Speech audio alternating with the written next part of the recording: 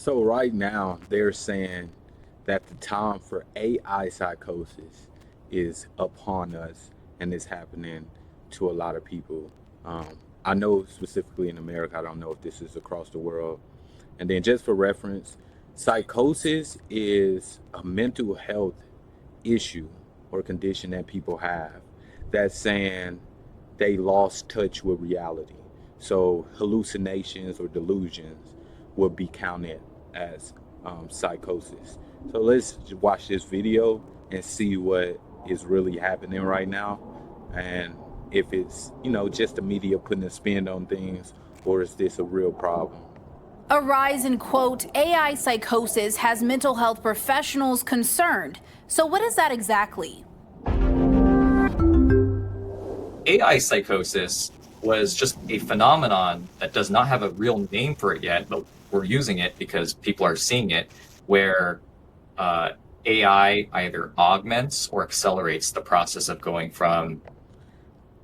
The fact that they said they don't have a name for it, but they're using this, it's like, is that not the name?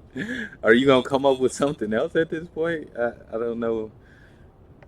Normal thinking to psychosis. Psychosis is when someone has trouble differentiating between what's real and what isn't.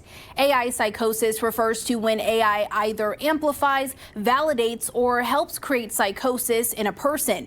Researchers have identified three emerging types of AI psychosis. First, messianic missions, when people believe they've uncovered some kind of truth about the world. Second, godlike. Oh, let's just break down that first one. It said when people feel like they've discovered some type of untold truth or thing about the world.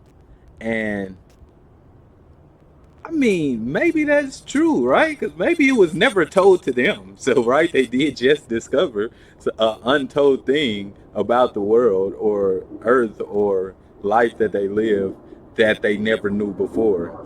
But it's kind of in between. It kind of depends because I don't know what situations they're talking about. Let's go on to this next one. AI, where people believe the chatbot is a sentient deity. And third, Now that is that really crazy though. And for a second, I was about to say that's pretty wild, but then if you think about it, we've heard some. We didn't heard some things just in history itself.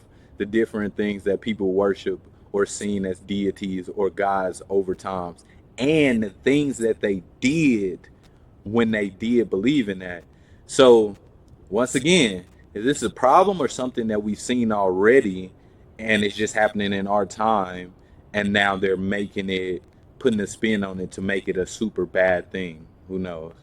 romantic, where people mistake the chatbot's conversation for genuine love. Dr. Sakata has Romance. Romance.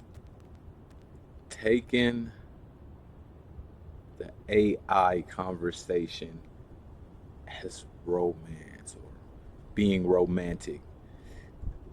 That's a shaky one, man. That's a shaky one. Um, that's a shaky one. seen 12 patients with this issue. All of them had underlying vulnerabilities such as sleep loss, a mood disorder, or drug use. That layer of different things that were going on, they started to already have early signs of psychosis. And then once AI kind of got involved, it kind of solidified some feedback loops of distorted thinking. Recently, more people have been using AI as a type of therapy. Okay. So now it's digging a little deeper. It's saying when somebody is already delusional and they start to talk to ChatGPT about it, and ChatGPT validates the thing that they're saying, it just sends them into a deeper delusion. Which it's like, is it? I don't necessarily think it's ChatGPT fault, because not only if they didn't get that validation there, they gonna get it from somewhere else, right? So once again, misuse. That's one thing I'm starting to see about this whole AI era is people misusing it, and then it being turned around to be an issue, or they're putting the blame on AI. Just recently, I watched a video about a 60-year-old being sent to the hospital for using AI, and that's what was in the headline. And then I go into it and dig deeper into what actually happened, and come to find out he had asked ChatGPT a good diet plan alternative for instead of using salt, and they gave him sodium bromide or something along them lines. I'm not sure exactly what it was, and he started to use that, but come to find out that was actually cleaning solutions. It's used to clean. And at first I'm like, well, why didn't he do his research to find out what this is before he started using it, right? Once again, misuse of AI. But then after digging deeper into it, come to find out he went to school for nutrition and all these things. So he knew exactly whatever it was, whether it's sodium bromide or something else, whatever it was, he knew he wasn't supposed to be using it because he went to college for it. And that was a decision he chose to make and switch out his salt for. And then, of course, they put him in the hospital because you're drinking cleaning or using cleaning solution and eating cleaning solution. But at the same time, if a professor told you to drink bleach because it's good for you, or a doctor told you to drink bleach because it's good for you, you kind of know yourself like, I probably shouldn't be drinking cleaning solutions. That probably have a negative effect on my life. You should be able to decipher at that point.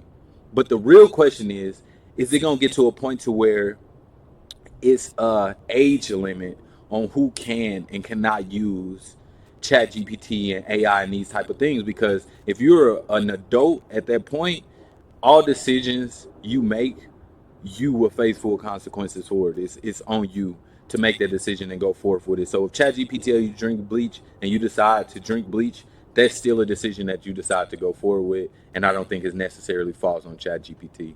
But let's finish the video. Which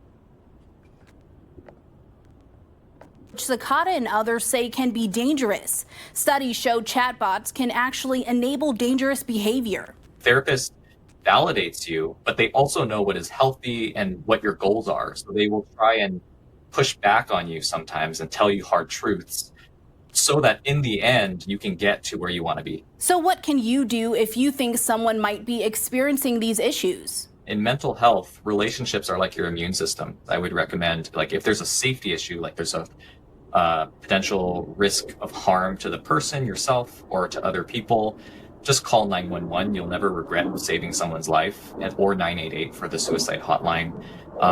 Otherwise, I think that getting connected to that person and at least engaging with them, starting a conversation, can introduce a lifeline. Cicada also says he hopes the growing attention of AI psychosis will force companies behind chatbots to take a closer look at this issue. For Straight Arrow News, I'm Kaylee Carey. For more unbiased, fact-driven news, download the Straight Arrow News mobile app. So when they say force companies to dig deeper into the issue, is the issue like what would be the solution to that? Is it using actual therapists to help program these chatbots, or have it to where it's just not responding to those type of situations, right? Like how it won't respond to certain things like betting or anything based around that. So when they say force companies to do that, I wonder what that looks like exactly. And then of course, I can just feel it, just the litigation and all of the laws that's about to be coming around all of this, like I was saying earlier, with like the age limit when it comes to using this. But at the same time, if you are an adult and you are told to drink bleach, whether it's from ChatGPT or your neighbor, you should be able, right, to make that decision and accept whatever consequences come with it, because like I said, you are an adult at the end of the day.